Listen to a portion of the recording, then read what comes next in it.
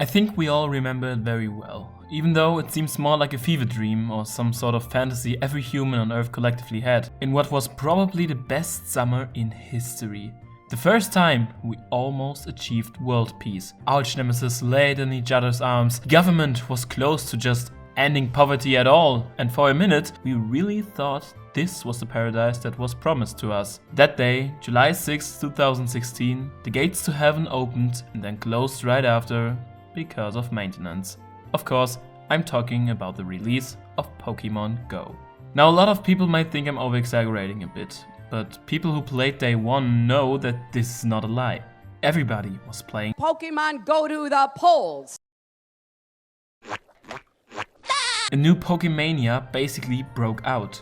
And I, an extremely big Pokemon fan for more than 10 years now, well, I didn't play the game. At least not for long. And you wanna know why?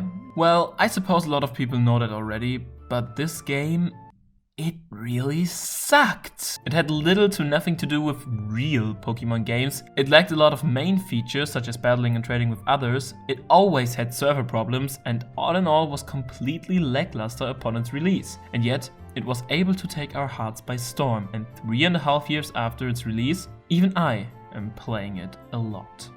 So how did this happen? Why was such a lackluster game so well received? What did it add these last couple of years to become something that's actually kinda nice?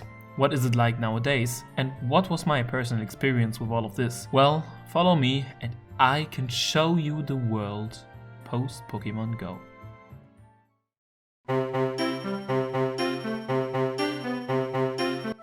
The world got its first look on Pokémon Go in September 2015. Ever since the first trailer came out, we only got tidbits of new information until the game's release, so I will try to directly compare the first trailer with the game as it released, because the trailer certainly showed some things that were completely missing in the game. The trailer showed multiple normal Pokémon features such as catching, battling other trainers and trading Pokémon with them. You know, just the everyday normal Pokemon stuff that's literally in any Pokemon game outside of the more abstract spin-offs. Now, would you believe me if I tell you that only one of those 3 features actually made it into the release version of the game? And that was, of course, catching. Granted, you could fight in gyms, but the trailer clearly advertised player versus player, which wasn't added to the game up until the beginning of 2019. And the trades that were advertised also weren't added up until 2 years later. Honestly, I don't know how people could even properly play before. Those are such important key features for Pokemon. How could a game miss out on them for so long? Well, at least you could do raid battles that also were heavily advertised in the first trailer. Oh wait, those weren't in the game for the first freaking year as well. Honestly, the more I think about it, the more I can understand how fast I grew tired of this game, and I don't really get why a lot of people found such big appeal in it from the start. I believe it was just a point that it was a pretty nice summer and it came around right when school was almost over, at least for me. And so a lot of people were motivated to try it out, but you couldn't do anything except for catching and evolving. It was basically just filling up your Pokédex, and while I can see the appeal in collecting, it just gets super boring after a while if you can literally just walk around and hope you'll find something interesting. Back then you were pretty rad because you caught a Magikarp. Those were wild times. I mean, not even research task or anything was available back then. Only catching and, yeah, hatching, I guess. Another point that kind of drove me away was that there were only Gen 1 Pokemon available. I mean, you gotta give it to the advertisement, this is the one thing it was brutally honest about. Only Gen 1 Pokemon made an appearance in the trailer. Yet I still hope to find some more, since I was never too keen with Generation 1's Mons. Nowadays, I'm pretty happy about the step-after-step inclusion of Pokemon, since the game's able to get you excited for old, already known Pokemon that get patched in the game that way. But at the beginning, all of this wasn't there. We had no raids, no trading, no proper battling, no research tasks, no events, and even no freaking shinies. But it got hyped up, and you know how things are. Once they're hyped up, everybody wants it. Which leads me to the next point of why I pretty much hated Pokémon Go for a long time. Because boy was I pissed when Pokémon Go came out. At first, I was happy. Finally, one of my favorite series of all time gets the attention it deserves from everybody. Everybody loved Pokémon again, and at first I was so glad. But then I realized what that really means. casuals.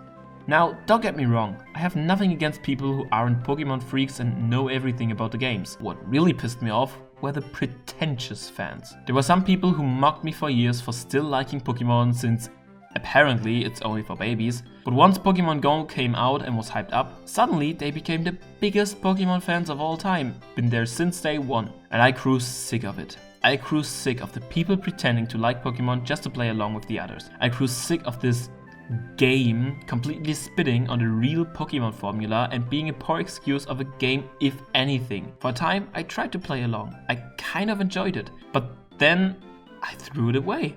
I deleted the app and I never thought about the game again. And every time someone dared to imply it ever existed, I was reminded of my pure hatred of this game. And this went on for 2 long years. Until I changed my mind.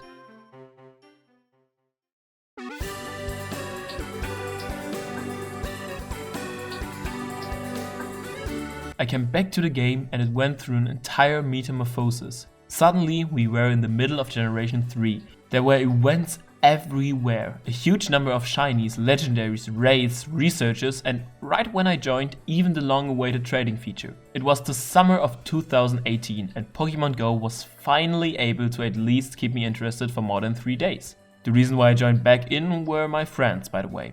A couple of friends of mine suddenly started playing it a lot, and at first I refused to do so too because of my hatred. But eventually I gave in and I'm really grateful for it. Because what can I say? It was a lot of fun. The summer of 2018 was the time Pokemon Go finally made sense to me. It hasn't been a mainstream title for a long time now, and thanks to the inclusion of Generation 2 and 3, a lot of Pokemon were added that I had more interest in catching than Rattatas and Pidgeys. And although my goal at first was to complete my Pokédex, obviously, I was also hunting for those beautiful shinies, because they are pretty much what keeps Pokemon Go alive. The whole system of adding shinies through certain events might be a bit weird at first, but it really is what drives the game. An event could make Cubones appear more often in the wild, for example.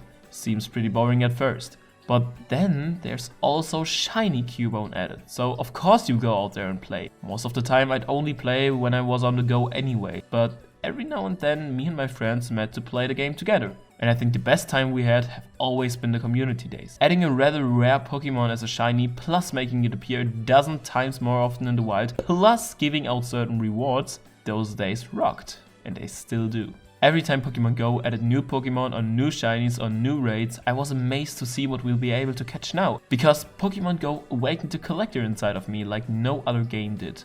And every week I was waiting for the new event to start in order to test my shiny luck. I just love playing Pokemon Go. Now time moved forward and eventually my friends grew tired of the game. 2018's last amazing community day was pretty much the last time I played with my friends, and at the beginning of last year I started to play it less as well. But the game reeled me back in. I don't really know why, probably because of some event, but I was playing it more than ever in 2019 and the game kept getting better. It included quality of life improvements, the long-awaited Battle League, a lot of new special researches, which were all great. The Team Rocket stuff, though I'm not the biggest fan of it. They really try to improve their game, and I really liked it. The game is just fun. However, I can't deny that the game still has extremely big problems, and to be honest, I don't know if I'd still enjoy it if I wouldn't have paid money. Because Niantic's greediness gets more and more in the way of actual enjoyment of the game. The game keeps on improving, and it improved very greatly, yes. But I believe it peaked in August of 2019, which was actually confirmed since back then the highest number of players have been active ever since 2016. But now,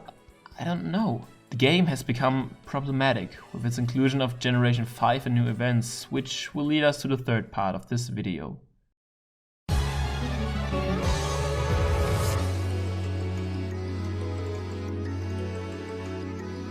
It's been a few months now since I began to realize certain problems the app has. And those problems can mainly be connected to 2 things. Niantic being greedy and too many Pokemon being in the game. Back when Generation 4 was added, not many new Pokemon were added as wild encounters, but instead in eggs or as evolutions, since Generation 4 had a number of baby Pokemon and new evolutions. They also added Shinx only in raids, which was alright back then. At least they made it shiny available right from the get-go, so people would actually want to do a lot of raids. However, now with Generation 5, things are a bit different. Niantic doesn't want to include too many Pokemon as wild spawns, since rarer Pokemon can gain a lot more attention for events. This is why they now began to include a lot of new Pokemon as egg only, or so rare in the wild that they are pretty much egg only. Or they tied the Pokemon to certain features of the game, such as my boy Scraggy to the new Battle League. And honestly, I'm fine with that. I mean, it's okay to get Pokemon through more interesting methods than just tapping on them. The problem, however, is that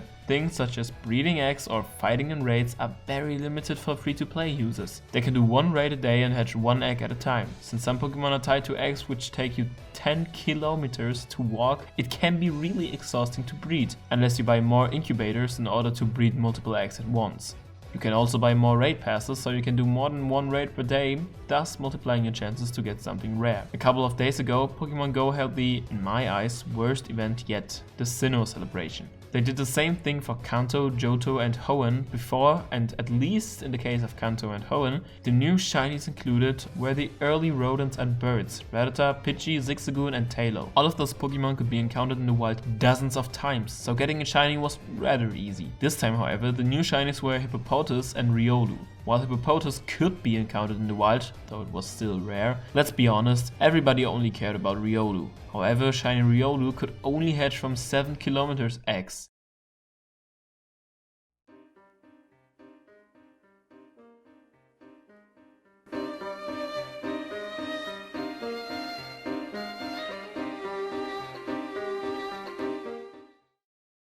The average amount of kilometers a human walks in one day is somewhere between 10 and 20. If you'd really want to give all in, you could walk up to 50. The event went on for 4 days, which would add up to an absolute maximum of 200 kilometers. So with your normal free-to-play account, you could hatch a total of less than 30 eggs in this time. The funny part is that the chance to get a shiny out of an egg is 1 to 50. Plus the chance to get Riolu out of the egg minimizes this percentage a lot as well.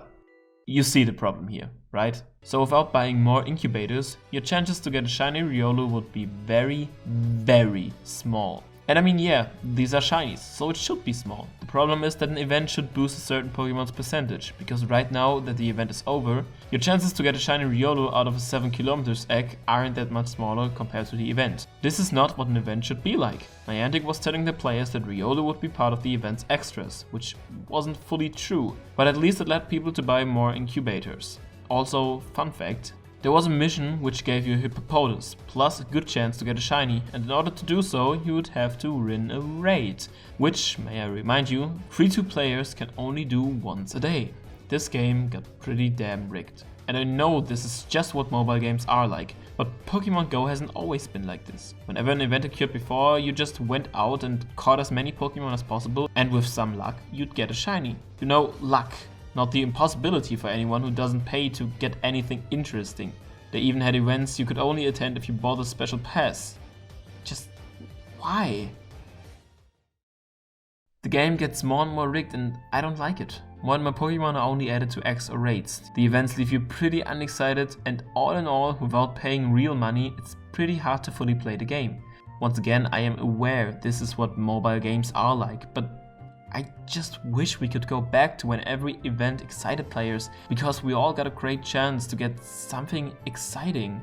I really enjoy Pokémon Go nowadays. I think it's a lot of fun, but if the events stay like this for the next few months, I just don't know anymore. Though I have to say, for a bigger chance to finally get a shiny Apom, I'd pay millions.